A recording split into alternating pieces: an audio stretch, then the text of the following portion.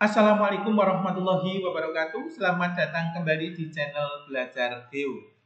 Lanjutan materi geografi kelas 12 tentang dinamika kerjasama antar negara. Pada video kali ini kita akan membahas kerjasama bilateral Indonesia dengan Korea Selatan. Namun sebelumnya jangan lupa like, subscribe, dan juga bunyikan tanda lonceng. Korea Selatan yang mendapat julukan negeri ginseng atau negara macan Asia ini terletak di semenanjung Korea bagian selatan, beribu kota di Seoul.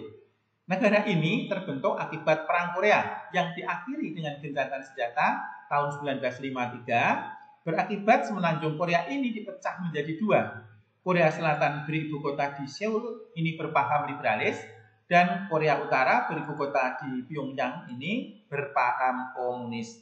Namun pada video kali ini kita hanya akan membahas Korea Selatan yang berhasil merubah status negara miskin di era 50-an 60-an menjadi macan Asia tahun 90-an dan negara industri maju hingga sekarang.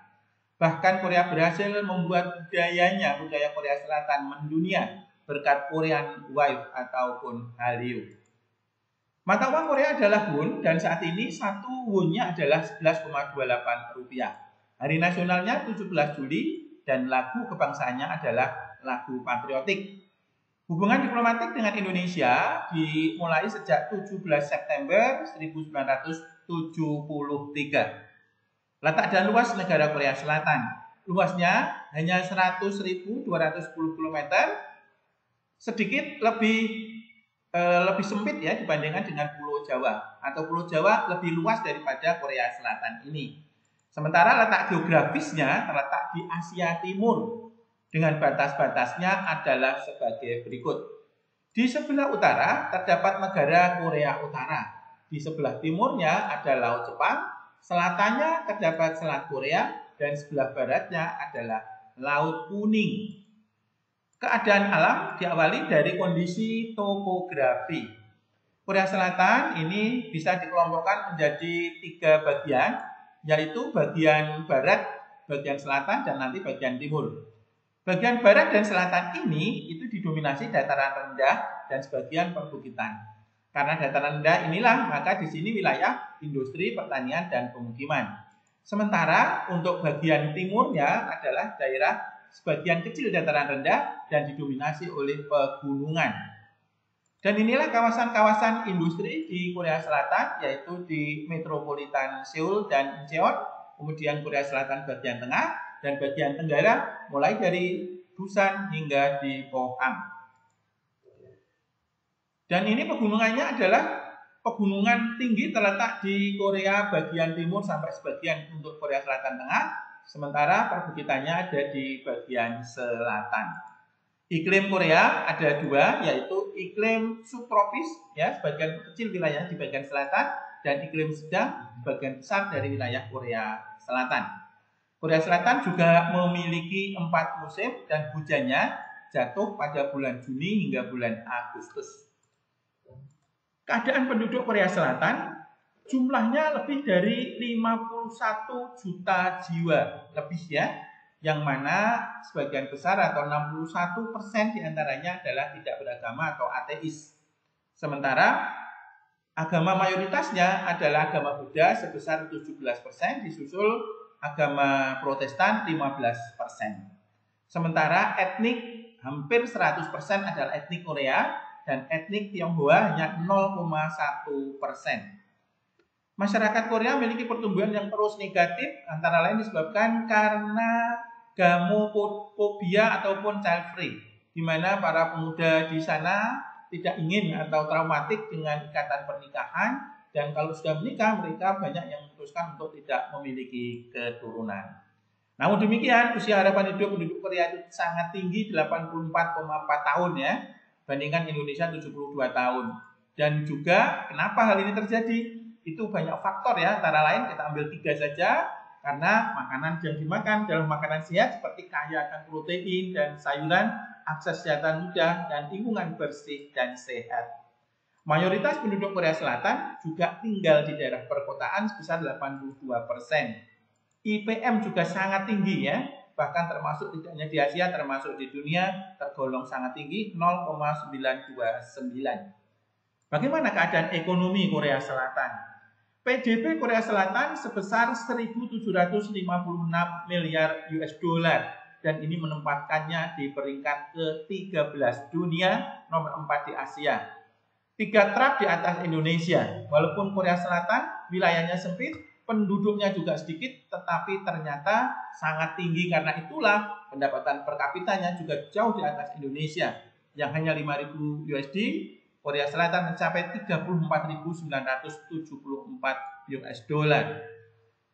Dari PDB tersebut, untuk sektor jasa menyumbangkan 58%. Yang meliputi perbankan, perdagangan, transportasi, keuangan, kemudian juga pada sektor pariwisata, dan sektor jasa ini menyerap 70% pekerja.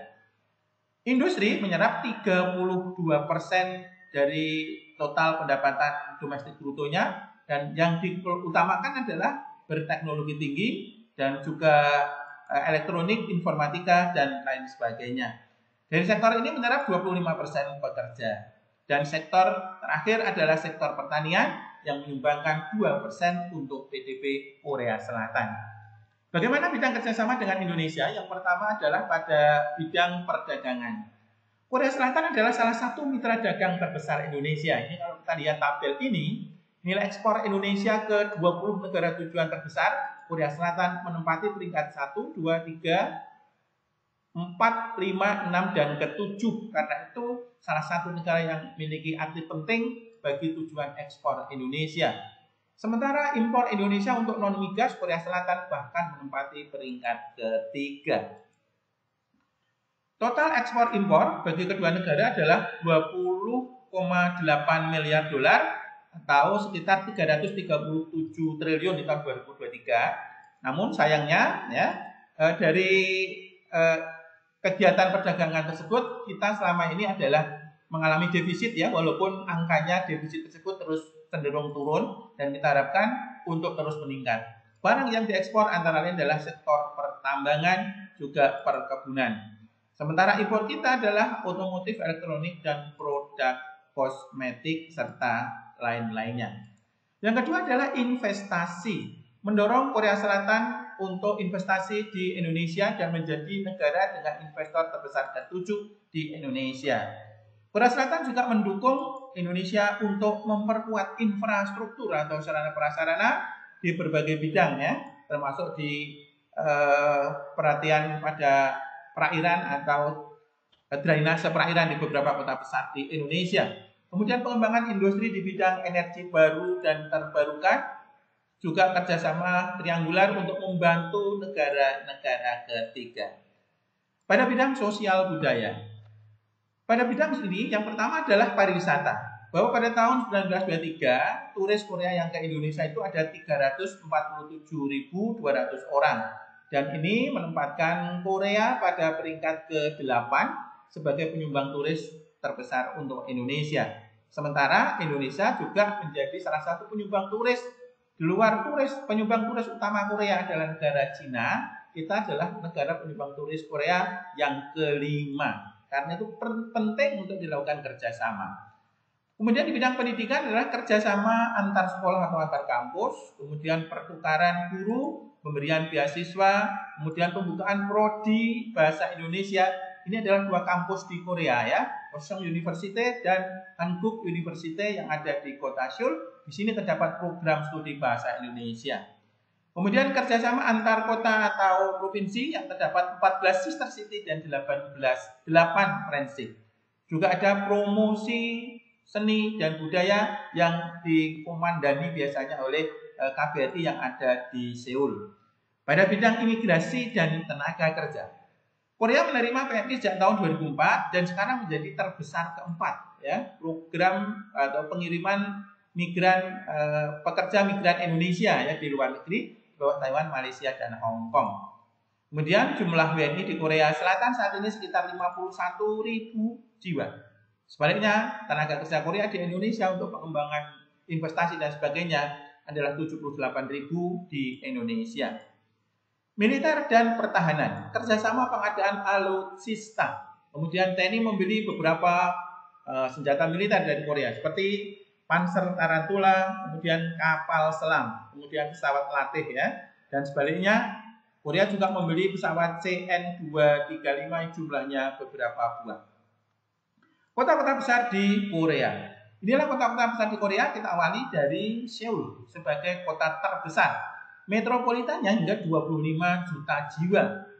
Dan ini sebagai ibu kota negara Korea Selatan dan pusat ekonomi sekaligus sebagai pusat bisnis. Yang kedua adalah Busan, terletak di pantai Tenggara. Adalah pelabuhan terbesar ke-6 di dunia atau terbesar di Korea. Di sini samping sebagai kota perdagangan, juga pusat kegiatan olahraga di negara Korea Selatan. Kota terbesar ketiga adalah berdekatan dengan ibu kota negara Seoul, yaitu Incheon. Karena letaknya yang dekat dan penuhnya Seoul, maka bandara terbesar di Korea Selatan diletakkan di Incheon. Karena itu statusnya adalah sebagai kota industri untuk mendukung pariwisata juga dan juga kota pendidikan. Terbesar yang keempat adalah Daegu. Daegu terletak di antara kota terbesar kedua Busan dan kota terbesar Seoul. Daegu ini berpenduduk 2,6 juta, dijuluki sebagai kota seni, budaya, dan pariwisata. Kota yang kelima adalah kota Gwangju yang terletak di bagian barat daya, mendapat julukan sebagai kota bunga karena banyak taman di tengah-tengah kota, di samping sebagai kota sejarah dan kota budaya. Kemudian kota yang lainnya adalah ada kota Daejeon yang terletak di bagian tengah. Di sini adalah kota di mana klub Red Spark yang dibintangi oleh pemain voli Indonesia Megawati juga hadir di sini, tempatnya di sini. Kota ini dikenal sebagai Silicon Valley of Korea atau Silicon Valley-nya Korea karena sebagai pusat riset dan pengembangan ilmu pengetahuan dan teknologi. Inilah Daejeon. Dan inilah kota-kota besar di Korea. Di luar ini masih ada kota Ulsan, Pohang, Jeju yang ada di pulau Jeju. Kita lanjutkan dengan Korean Wave atau Hallyu. Apakah itu adalah gelombang fenomena tersebarnya budaya Korea Selatan tentunya ke berbagai negara di seluruh dunia. Korean Wave ini diawali dengan suksesnya K-pop generasi pertama tahun 90-an, antara lain adalah Shotaiji and Boys yang berhasil digemari di Asia Timur, Asia Tenggara, akhirnya ke dunia. Kemudian diikuti oleh generasi yang kedua ya, dan ini adalah generasi yang ketiga, ada Blackpink, BTS, bahkan generasi yang keempat saat ini. Korean Wave ternyata tidak hanya meliputi K-pop, tetapi juga ada di sektor drama, ada film Korea yang bisa mendunia, fashion, bahkan kecantikan yang sudah tidak diragukan lagi. Kemudian ada juga K-food atau makanan tradisional Korea Selatan. Mengapa Korean Wave terjadi atau berhasil mendunia? Yang pertama adalah Korea Selatan sebagai negara yang sangat maju sehingga memiliki perekonomian yang sangat kuat dan modal yang besar. Yang kedua, dukungan pemerintah sangat kuat dan ini dimulai pada saat Presiden Kim Dae-jung. Dia mengatakan bahwa masa depan suatu negara bukan lagi ditentukan oleh paksaan dan perang, tetapi tentang dominasi budaya. Dari inilah menjadi dasar pemerintah untuk mendukung pengembangan budaya Korea ke seluruh dunia. Yang ketiga, teknologi informasi sangat tinggi sehingga jaringan internet di Korea salah satu yang terkuat di dunia. Agensi hiburan sangat profesional dalam mencari bakat, melatih, memproduksi, dan mempromosikan. Banyaknya media-media sosial membantu Hallyu. Dan tema atau konten dari Hallyu atau Korean Wave itu adalah sangat kuat dan bersumber serta sifatnya sangat global sehingga bisa diterima oleh seluruh dunia. Hal-hal yang unik dari Korea Selatan. Lebih dari 50% penduduk Korea Selatan tinggal di metropolitan Seoul, termasuk kota Incheon. Kemudian menjadi ibu kota dunia bagi operasi plastik. Bisa kalian lihat, ini dari wajah-wajah seperti ini berubah menjadi sangat cantik dan menjadi sangat ganteng ya. Usia bayi di Korea Selatan yang baru lahir itu dianggap 1 tahun. Ini adalah sistem usia Korea atau Hanguknae, di mana bayi itu sudah dihitung sejak ada di dalam kandungan. Ya. Yang keempat, budaya minum alkohol di Korea itu hal yang biasa. Karena itu untuk tongkrongan seperti ini, untuk minuman alkohol Korea Selatan adalah yang terbesar di Asia. Dan Valentine Day 14 Februari ternyata adalah hari spesial bagi para pria, sehingga yang memberi hadiah biasanya adalah para wanita. Sebaliknya 14 Maret sebulan kemudian para pria yang ganti memberi hadiah pada hari spesial bagi kaum wanita. Terima kasih atas segala perhatiannya. Dan untuk materi berikutnya adalah kerjasama bilateral Indonesia dengan negara-negara di benua Amerika.